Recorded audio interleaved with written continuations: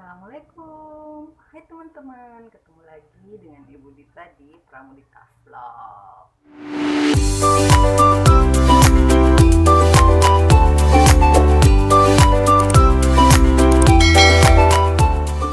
Kali ini teman-teman,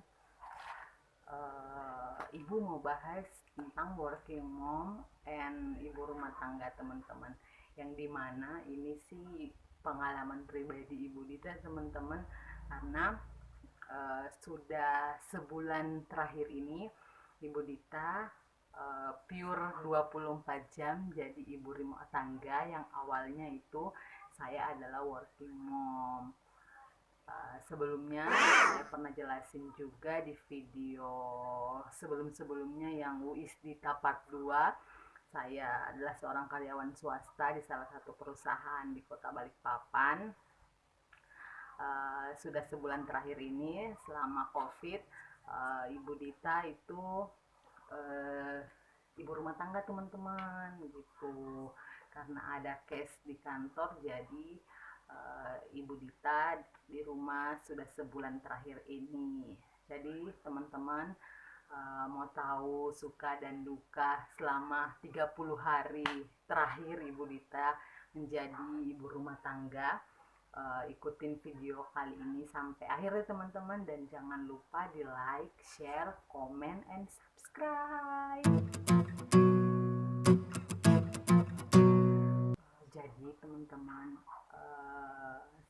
sebelum saya mulai sharing masalah pengalaman yang saya alami 30 hari terakhir jadi ibu rumah tangga, yang pure ibu rumah tangga yang di rumah aja nggak kemana-mana teman-teman, mungkin sedikit gambaran dari saya itu. Kalau saya itu lulus kuliah tahun 2013, dimana pada saat tahun 2013 setelah saya lulus kuliah saya langsung kerja, dan pada saat kuliah pun saya kuliah sambil kerja ya teman-teman. Jadi memang saya dasarnya dari dulu udah kerja.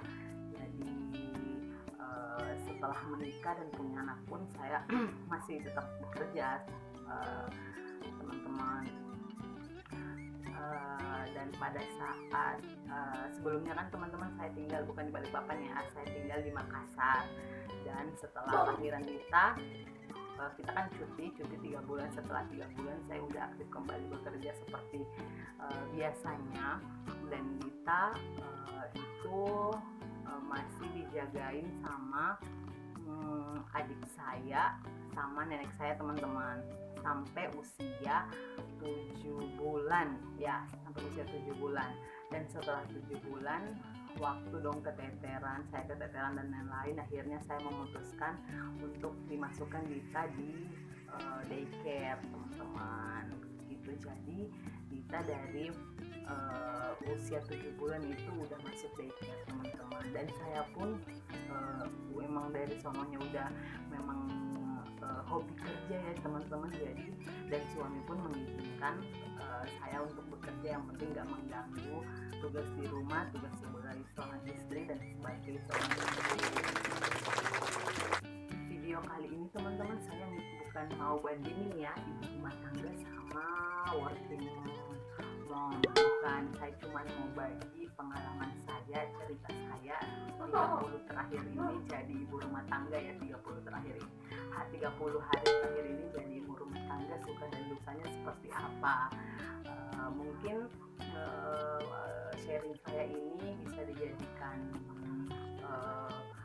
pertimbangan buat ibu-ibu yang di luar sana yang suatu saat memutuskan ingin resign dari pekerjaannya, atau ibu-ibu yang ibu rumah tangga yang ingin bekerja. Mungkin bisa jadi pertimbangan pengalaman dari apa yang saya rasakan teman-teman.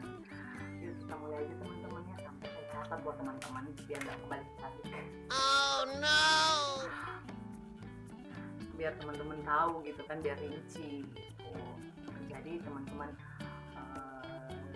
suka duka jadi working mom itu dan ibu rumah tangga itu sebenarnya bukan gak jauh beda sih. Pada dasarnya kan kita kodratnya sebagai wanita kan ya pasti tetap kita mau itu working mom, mau apa, wanita karir, mau direktur, mau manajer, ya tetap kalau nyampe rumah ya kita jadi ibu rumah tangga kan. Yang namanya kita working mom ya mungkin ngurus rumah iya, tapi kan itu nggak full time 24 jam kan, cuman beberapa jam aja yang biasanya kita pergi pagi pulang malam, pergi pagi pulang malam kan seperti itu. Jadi malam di rumah itu kalau working momnya baru menyelesaikan tugasnya teman-teman. Nah terakhir 30 hari terakhir belakangan ini yang saya rasakan banget teman-teman, yang saya pernah dapat teori kalau nggak gampang loh itu jadi ibu rumah tangga seutuhnya, maksudnya ibu rumah tangga full 24 jam di rumah.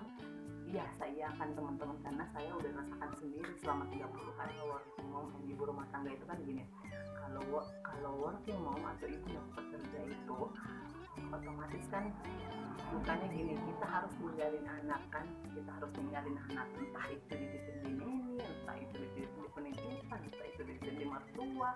Sedangkan ibu rumah tangga otomatis anaknya dia sama anaknya terus gitu kan, dia bersama terus. Jadi pola asuhnya pokoknya semua dia bisa kendalikan. Sedangkan kita yang working mom itu kita ya kalau pakai babysitter atau neni mungkin bisa ya kita atur, misalnya harus diginiin, harus teratur, harus disiplin, mungkin bisa.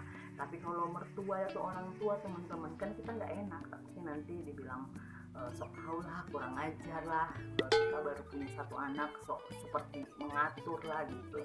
Yang nggak enaknya di situ teman-teman, masalah anak ditinggal dan pola asuhnya mungkin ada yang sesuai dengan keinginan kita, tapi ya nggak semuanya. Nah sedangkan saya rasakan di sini teman-teman, saya kan masukin kita di TPA dari usia 7 bulan, dan di situ memang PR banget sih, kita harus cari TPA atau daycare itu yang benar-benar bisa kita banget. Misalnya nih saya kan memilih TPA yang misalnya kalau pagi itu harus berdoa dulu, atau yang TPA yang saya dapat sebelumnya kan kalau pagi itu anak-anak diajarin sholat duha dulu, berdoa dulu sebelum belajar, dan pokoknya seperti itulah. Pokoknya yang penting ada agamanya lah, ada unsur agamanya, karena kan saya sebagai ibu yang bekerja bukan nggak bisa ngajarin, tapi kan namanya kita bukan 24 jam sama dia ya, paling 24 jam itu di weekend aja gitu kan, itu pun kalau weekend kan masih banyak hal-hal yang harus diurus lagi gitu. Jadi saya harus cari memang yang daycare yang betul-betul saya banget, yang sesuai dengan mau saya gitu, mau orang tua gitu. Jadi saya dapat lah itu, tapi memang PR banget sih. Tapi tetap di bawah pengawasan kita, di bawah kontrol kita, seperti itu.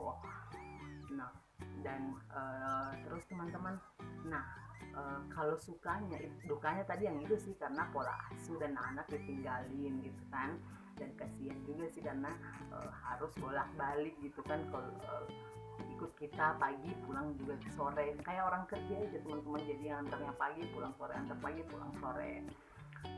Itu aja sih yang saya rasakan ya. Terus yang sukanya itu kalau working mom teman-teman, kita itu stabil dalam sisi finansial.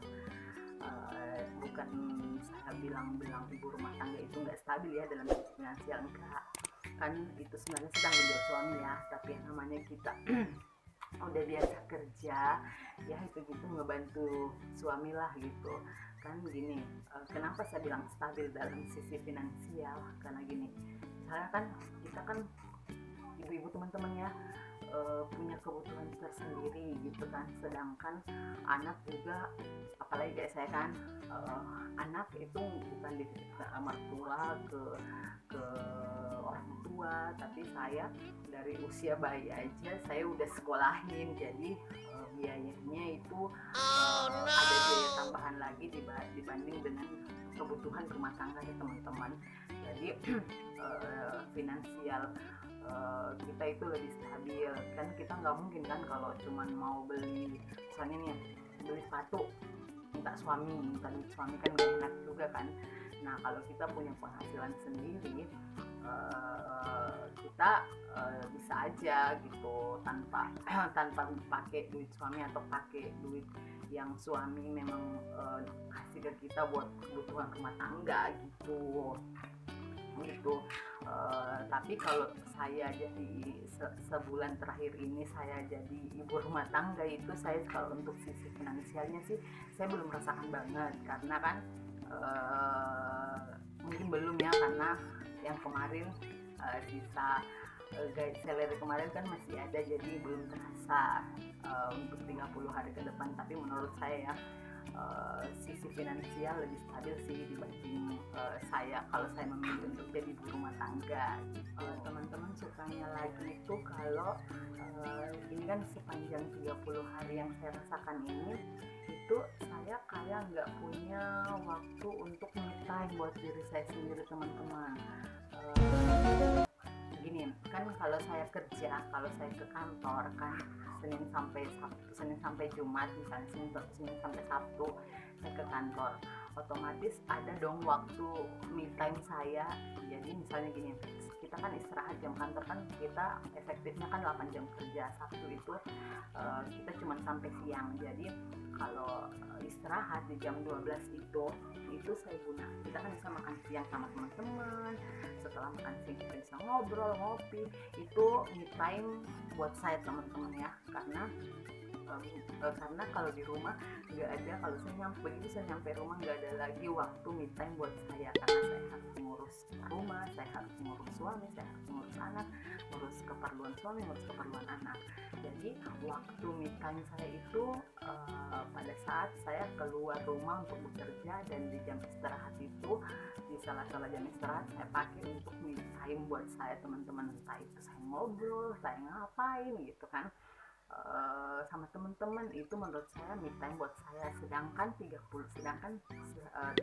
hari terakhir ini saya rasa buat saya itu saya rasa nggak ada. Kenapa saya bilang nggak ada? Karena kan 24 jam saya di rumah ya, teman-teman, ngurusin anak, ngurusin suami, terus kita nggak bisa kemana-mana ya kan, karena kita masih lockdown. Terus pada saat kenapa nggak ada, kan anaknya udah gede kan gitu. Dia emang sih udah gede, tapi dia kan nggak sekolah juga, maksudnya saya nggak titipin ke sekolah, nggak daycare, otomatis saya sendiri aja yang ngajarin, teman-teman. Jadi di saat dia bangun, maksudnya di saat dia pagi sampai siang itu kan saya terapkan, saya tetap ajarin dia seperti yang di sekolahan dia dapatkan, saya ajarin dia sholat dan lain-lain. Nah pada saat dia tidur, teman-teman, saya lakukan hal yang lain, bukan saya malah tidur juga gitu. Jadi saya lakukan hal yang lain. Nah setelah dia bangun, dia ditemenin main lah, ditemenin apalah, saya harus masak lah, suami kan mau pulang sore, saya harus masak lah, suami datang saya harus siapin makanan dan lain-lain. Sampai malam pun seperti itu, teman. Padahal saya cuma bertiga, tapi ada kerjaan kalau kita di rumah gitu ya, ada aja kemurusan. Saya cuma bertiga, saya, suami dan anak saya. Tapi saya rasa waktu me time saya itu, teman-teman, nggak ada gitu. Itu sih yang saya rasakan. Terus kalau kita kerja, kalau working mom itu ya, teman-teman, emosi saya lebih stabil. Kenapa emosi saya lebih stabil? Karena itu kalau saya kan kerja, saya bisa ada waktu me time buat saya sendiri, teman-teman ya. Entah itu saya ngobrol lah, saya makan siang sama teman-teman lah, di mana, abis itu ngopi dan lain-lain. Terus emosi saya lebih stabil, teman-teman. Pulang ke rumah ya, saya harus menyelesaikan kewajiban saya sebagai seorang istri, saya kerjakan semuanya. Dan kenapa saya rasakan setelah saya tinggal di rumah 24 jam ini, emosi saya nggak karu-karuan. kenapa saya bilang gak karu-karuan, saya gampang marah lah sama anak. Kalau apalagi anak seumuran dia teman-teman ya, lagi aktif-aktifnya semuanya dihambur, apa-apa aja dihambur, sudah dibersihkan dihamburnya lagi. Terus suami pulang kerja kadang dia gini, kamu aja lah yang ngerjakan, saya kan dari kerja capek lah. Kadang emosi kesel teman-teman. Kita kan juga di rumah saya kan di rumah juga nggak tidur asal tiduran aja gitu kan, saya tetap kerja gitu, meskipun pekerjaan rumah, ngajarin anak dan lain-lain. Dan di situ teman-teman emosi saya kadang nggak stabil teman-teman, kadang saya emosian lah, baperan lah, nggak ngerti seperti apa, karena tadi itu mungkin saya suntuk ya di rumah. Jadi yang biasanya aktif di luar rumah, aktif di kantor yang tiba-tiba seperti ini gitu. Jadi saya rasa emosi saya sih kurang nggak stabil teman-teman. Terus yang saya rasakan juga selama jadi ibu pekerja itu, kalau saya bekerja saya rasa diri saya itu lebih produktif. Kenapa produktif? Karena pekerjaan saya kan temuin banyak orang, temuin banyak karyawan. Jadi dan itu tiap hari saya jalani dari 2013 sampai sekarang yang seperti itu. Jadi saya temuin banyak karyawan yang karakter, watak dan masalah yang berbeda teman-teman ya. Jadi saya rasa saya lebih produktif teman-teman. Bukan saya bilang selama saya jadi ibu rumah tangga saya nggak produktif, enggak. Buktinya saya masih selama 30 hari ini, selama saya di rumah, saya bukan nggak produktif, lebih berkurang lah taraf produktifnya. Tetapi selama saya di rumah saya juga lebih produktif kok, bikin channel YouTube. Tapi saya rasa ya, kalau saya bekerja saya lebih produktif teman-teman, karena saya temuin banyak orang, saya temuin banyak karyawan saya yang di luar sana yang masalah watak dan lain itu, masalah kekaryawanan saya hadapi dan lain-lain itu. Saya rasa lebih produktif aja dibanding saya di rumah yang yang saya di rumah aja teman-teman. Yang produktifnya batas produktifnya jauh berbeda dengan saya kalau saya bekerja di kantoran teman-teman.